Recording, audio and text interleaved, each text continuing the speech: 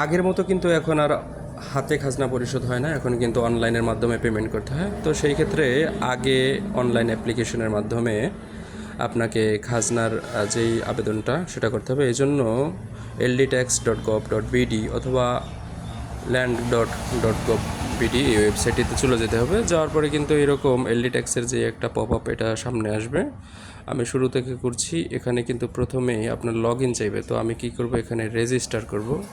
তো রেজিস্টার লিঙ্কে ক্লিক করার পর কিন্তু আপনার ভোটার আইডি কার্ডের যেই নামটা সেই নামটা দিয়ে দিবেন। তারপরে আপনার ফোন নাম্বারটা দিয়ে দিতে হবে। তো এই ফোন নাম্বারটা কিন্তু স্থায়ী হলে ভালো হয় এবং আপনার নিজস্ব হলে ভালো হয়, নয়তো বা পরবর্তীতে একটা ঝামেলার সম্মুখীন হতে পারেন, পাসওয়ার্ড হারিয়ে ফেলতে পারেন, নাম্বারটা পুরো যদি উধাও হয়ে যায় তাহলে কিন্তু সমস্যায় পড়বেন। সেই জন্য নিজস্ব নাম্বার থাকাটাই শ্রেয়। তো তারপরে ক্যাপচাটা দিয়ে তারপরে একটা ওটিপি চলে যাবে ওই নাম্বারটাতে। নাম্বারটি অবশ্যই সচল থাকতে হবে এবং ওই নাম্বারটাতে ওটিপি যাওয়ার পরে আমি কি করব, ওটিপিটা দিয়ে দিলাম। এরপরে সাবমিট করুন।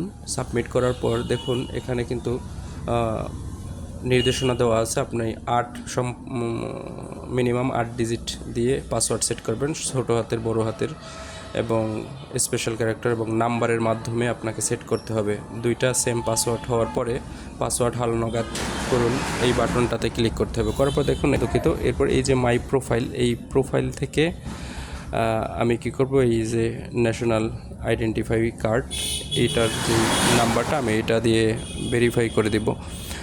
তো এই ভেরিফাই অপশানে চাপার পর এনআইডি নম্বর চাইবে। নম্বর চাওয়ার পরে এখানে ডেট অফ বার্থ, যেমন তারিখ, মাস এবং সাল, এই তিনটা আমি সিলেক্ট করে দিব।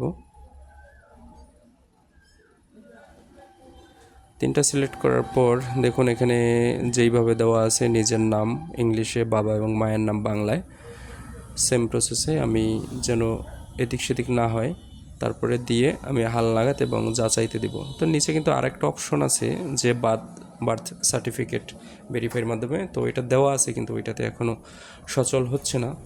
তো আপনার এনআইডি কার্ড ছাড়া বিকল্প নাই। যারা প্রবাসী আছেন তাদের জন্য একটু সমস্যা। তো এরপরে সামনের দিকে অগ্রসর হওয়ার পর এখানে দেখাবে পুরোটা। তো আমার প্রোফাইল কিন্তু ক্রিয়েট হয়ে গেল। এখন এখানে চাইলে আপনি আপডেট করতে পারেন। তারপর আমি ড্যাশবোর্ডে ক্লিক করে এখানে দেখুন mutation, LD tax, land record and map, মানে ভূমি বাতনের যত কাজ আছে আপনি এই প্রোফাইলের মাধ্যমে করতে পারবেন। দেখ এখানে আমি ভূমি উন্নয়ন কর প্রদান করতেছি, মানে এলডি ট্যাক্স যেটা ল্যান্ড ট্যাক্স। তো এখান থেকে আমাকে সর্বপ্রথম এই যে আবেদন করতে হবে খাজনার আবেদনের জন্য। আমি এই ড্যাশবোর্ডের নিচে যে খতিয়ান, প্রথম এই খতিয়ানে ক্লিক করব। এরপরে নতুন খতিয়ান তথ্য প্রদান করতে ক্লিক করুন। এই বাটনে ট্যাপ করার পর দেখুন জমি সংক্রান্ত তথ্যাবলী চাইবে, বিভাগ, জেলা, উপজেলা এবং মৌজা কোন মৌজার খাজনা দিব। আপনার পর্চায় অবশ্যই মৌজার নাম আছে বা ইংলিশে লেখা থাকতে পারে JL নং।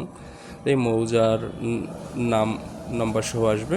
এরপরে আমি কিসের খাজনা দিব, বর্তমানে কিন্তু আপনার BRS সম্ভব একমাত্র, এখানে অনেকগুলো আছে কিন্তু আমি BRS অথবা BS পর্চা হলে, BRS আর BS কিন্তু একই, তো আমি BS সিলেক্ট করলাম। করার পরে দেখুন এখানে আমাকে খতিয়ান নাম্বারটা সিলেক্ট করতে হবে এবং হোল্ডিং নাম্বার যদি আপনার জানা থাকে তো আপনি হোল্ডিং নাম্বার দিবেন, না দিলেও সমস্যা নেই, কিন্তু খতিয়ান নাম্বারটা 100% দিতে হবে। তারপর যাচাই দিতে পারেন, না দিলে কোনো সমস্যা নেই, আমি ট্রাই করছিলাম। তারপর সংযুক্তি দিব। সংযুক্তি কি, আপনার JPG ফরম্যাটে একটা 100 মেগাবাইটের কমে একটা পেজ কিন্তু স্ক্যান করে অথবা ছবি তুলে রাখতে হবে, যেটা আমি এখানে কিন্তু আপলোড করে দিয়েছে। এরপরে মালিকানা ধরুন নিজস্ব মালিকানা, আর যদি ওয়ারিশ সূত্রে হয় তাহলে উত্তরাধিকার মালিকানা। এরপরে নিজস্ব মালিকানা দিয়ে আমি সংরক্ষণ দিলাম। দেওয়ার পরে কিন্তু দেখুন এখানে কিন্তু অপেক্ষমান দেখাচ্ছে স্ট্যাটাস।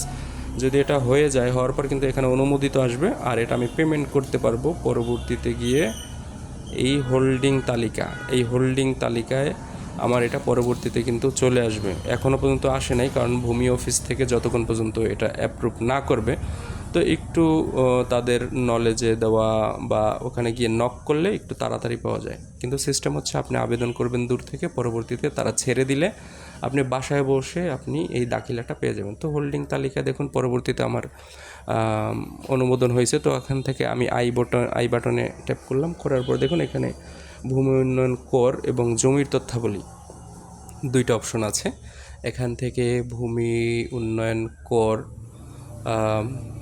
বা জমির তথ্যাবলী আমার সম্পূর্ণ ঠিক আছে কি না, 1 বছরের মধ্যে কিন্তু আমার আর দেওয়ার সুযোগ নাই। যদি ভুল হয়ে যায় সেই ক্ষেত্রে কিন্তু ঝামেলা হবে। তো এর আগে আমার যাচাই করে নেওয়াই ভালো। যাচাই করে আমি পেমেন্টে দিব। তো পেমেন্ট দেওয়ার পরে বিভিন্ন অপশন আছে, 6টা অনলাইন মোবাইল ব্যাংকিংয়ের মাধ্যমে কিন্তু আপনি দিতে পারবেন। তো আমি বিকাশ সিলেক্ট করলাম, এটা 344 টাকা আসছে। তো আমি বিকাশের মাধ্যমে দিচ্ছি। এর কারণ হচ্ছে গিয়া বিকাশে কোনো প্রকার ফির পেমেন্টের জন্য কোনো ট্যাক্স বা অন্য কোনো ফি কাটে না, যা পেমেন্ট তাই। তারপর আমি আমার নাম্বার দিয়ে ওটিপি দিয়ে আমি পিন নাম্বার দেওয়ার পর কিন্তু দেখুন আমার দাখিলাটা চলে আসবে। তবে এখানে একটু বলে রাখি যে অনেক সময় সার্ভার জটিলতার কারণে আপনার পেজটা আসবে না, দাখিলাটা আসবে না। সেই ক্ষেত্রে 1 দিন পর্যন্ত ওয়েট করবেন, পরের দিন না হয়তো বা তারপরের দিন অবশ্যই পেয়ে যাবেন। ভিউয়ার্স, এই ছিল আমার আজকের ভিডিওটা। আল্লাহ হাফেজ।